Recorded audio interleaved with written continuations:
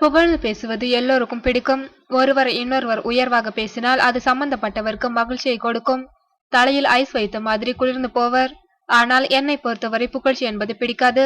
எனது நடிப்பை விமர்சனம் செய்தால் அதனை கூர்ந்து கவனிப்பேன். இந்த கதாபாத்திரம் சரியல்ல, இன்னும் சிறப்பாக நடித்திருக்கலாம் என்று கூறினால் அதன்படி என்னை மாற்றிக்கொள்ளவும் முயற்சிப்பேன். குறைகள் சொன்னாலும் அதை ஏற்றுக்கொண்டு திருத்திக் கொள்வேன். ஆனால் புகழ்ந்து பேசினால் தடுமாற்றம் தான் வரும். எப்படி பதில் சொல்வது என்று தெரியாமல் புலம்புவேன். சிரிப்பை மட்டும் பதிலாக கொடுத்துவிட்டு புகழ்ந்து பேசுபவர்களிடமிருந்து விலகி சென்று விடுவேன். என்னை சந்தோஷப்படுத்த வேண்டும் என்ற உள்நோக்கத்தில் தான் புகழ்கின்றனர். அதை நான் விரும்பவில்லை. சில நேரங்களில் நான் கரீனா கபூரை போல் இருப்பதாக ஒப்பிட்டும் பேசுகின்றனர். கரீனா கபூர் எனக்கு பிடித்த நடிகை. விமர்சனங்களையும் பாராட்டுகளையும் எப்படி எடுத்துக்கொள்ள வேண்டும் என்று எனக்கு தெரியும். அதன்படியே எனது சினிமா வாழ்க்கையை நகர்த்தி கொண்டிருக்கிறேன் என்று அனுஷ்கா தெரிவித்துள்ளார்.